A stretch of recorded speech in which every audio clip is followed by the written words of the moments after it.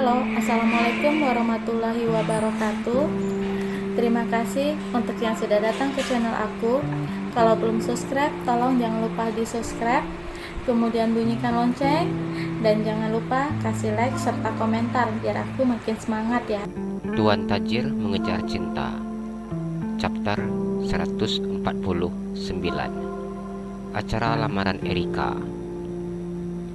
Darlin menyaksikan acara lamaran sahabatnya. Rasa bahagia dan haru bercampur menjadi satu ketika sahabatnya yang selalu menjaganya sudah dilamar oleh pria yang menjadi pujaan hati sahabatnya itu.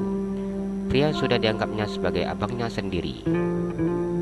Sejak Darlin bersahabat dengan Aisyah dan juga Erika, mereka selalu jagain Darlin. Dan yang paling selalu jadi pelindung itu Erika, karena di antara kami bertiga, sikap dia yang paling keras. Di antara kami bertiga juga, Darlin yang paling lemahnya. Aisyah walaupun lemah lembut, manja dan imut, tapi dia tangguh sama seperti Erika.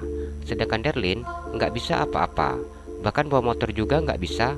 Dalam bercerita dengan suaminya, tatapan matanya tertuju ke arah pasangan yang akan menuju jenjang pernikahan. Sangat bersyukur punya sahabat yang seperti itu, ucap Ervan. Darlin tersenyum dan menganggukkan kepalanya. Erika itu sangat pemarah dan juga orangnya paling mudah emosi, jelas Darlin. Ervan memandang ke arah gadis yang disebutkan oleh istrinya. Tubuh wanita itu terhitung mungil, wajahnya juga imut-imut. Kalau dilihat sepintas, tidak akan ada yang percaya dengan apa yang disampaikan oleh Darlin. Tapi Erika itu badannya kecil, mukanya juga imut-imut, komentar Ervan. Walaupun dia itu kecil, tapi dia itu atlet silat dan juga lari. Makanya orang pada takut sama dia, jelas Darlin. Ervan menganggukkan kepalanya. Pria itu sudah sangat sering mendengar istrinya menceritakan tentang sahabat-sahabat istrinya tersebut. Ervan begitu sangat bersyukur karena istrinya memiliki sahabat-sahabat yang sangat baik dan juga tipe wanita yang pandai menjaga kehormatannya. Walaupun mereka masih sangat muda-muda dan juga cantik-cantik, namun karakter mereka tidak sama dengan gadis-gadis pada umumnya yang begitu mengutamakan cinta, sehingga lupa untuk menjaga kehormatan dirinya dan juga keluarganya. Tapi dia itu sangat baik bang, dan jujur aja, cowok nggak ada yang berani deketin dia. Satu-satunya cowok yang bisa menjinakkan dia cuma Bang Azam, ucap Darlin tertawa dengan menutup mulutnya. Ervan tertawa mendengar cerita istrinya. Sejak tadi pria itu begitu sangat berkonsentrasi mendengarkan istrinya yang bercerita dengan raut wajah yang begitu amat serius. Waktu masih sekolah, kami itu siswa yang paling pintar di sekolah. Hanya saja yang paling populer itu Aisyah, sedangkan yang paling ditakutin itu Erika, dan yang paling sederhana itu Darlin. Darlin menceritakan bagaimana karakter mereka bertiga yang berbeda karakter, namun bisa bersahabat hingga sampai sekarang. Seru sepertinya, ucap Ervan. Darlin menganggukkan kepalanya. Darlin begitu sangat bersemangat menceritakan kenangannya bersama kedua sahabatnya. Terkadang Erika itu sifatnya seperti seorang kakak untuk Darlin, karena dia memang betul-betul bertanggung jawab dengan Darlin, ucap Darlin. Begitu banyak kenangan yang diingatnya ketika mereka sekolah di SMP yang sama, kemudian SMA yang sama, universitas yang sama. Selama itu pula Erika selalu melindunginya dan menjaganya. Berangkat ke sekolah, Erika selalu jemput Darlin di rumah. Begitu juga pulang sekolah, dia selalu nganterin Darlin. Namun walaupun seperti itu, dia nggak pernah minta uang minyak motornya. Tapi tetap aja kami selalu ngisi minyak motor sama-sama, ucap Darlin yang tersenyum, mengingat seperti apa masa-masanya waktu SMA. Ervan menganggukkan kepalanya. Kalau Aisyah, arah rumahnya kami berbeda arah, jadi Darlin paling jarang dijemput sama Aisyah. Ervan tersenyum mendengar cerita istrinya tersebut. Sejak awal datang hingga selesai makan dan sampai saat ini, istrinya selalu menceritakan tentang sahabat-sahabatnya tersebut. Pria itu dengan sangat serius mendengarkan istrinya. Terkadang Ervan tertawa ketika melihat ekspresi wajah istrinya yang bercerita. Sewaktu SMP, kami itu sering main ke rumah Aisyah. Bang Azam sangat suka gangguin Erika, karena Erika itu anaknya paling santai di antara kami. Baik penampilan, gaya, dan cara bicara, pokoknya orangnya begitu sangat santai, ucap Darlene kepada suaminya. Ervan mendengar cerita istrinya dan menganggukkan kepalanya. Darlene gak nyangka kalau mereka bakal nikah. Terkadang pertemuan itu unik ya bang, ucap Darlene yang memandang wajah suaminya. Iya, dulu papa mama sampai pusing mikirin gimana caranya abang mau nikah. Sampai dicariin calon istri untuk abang di sana sini. Abang itu sampai kesel liatin mama abang, itu gak ada cewek yang mau, sampai harus dicariin. Setiap cewek yang ditunjukin sama mama dan juga papa, gak ada yang abang suka. Semuanya abang gak mau terima dengan berbagai alasan. Abang gak nyangka bisa ketemu adik di masjid. Dan waktu itu abang selesai meeting dengan klien. Karena waktunya sudah sholat asar, abang ke masjid yang dekat kantor. Nyatanya adik di sana sedang ngaji. Dan itu pertama kali abang lihat adik. Waktu pertama lihat abang itu sudah langsung jatuh cinta. Ervan tersenyum menceritakan tentang kenangannya masa lalu. Pandangan pertama sudah membuat hatinya bergetar. Ternyata apa yang selama ini Darlene pikirkan itu benar. Nggak mungkin semuanya secara kebetulan. Darlene memasukkan lamaran ke kantor abang itu di bagian labor. Tapi kenapa diterimanya jadi sekretaris abang? Darlene mencubit pinggang suaminya. Ervan tertawa ketika mendengar ucapan istrinya. Abang itu harus gerak cepat dek. Kalau cepat lambat, abang itu harus menerima pilihan mama dan papa, ucapnya.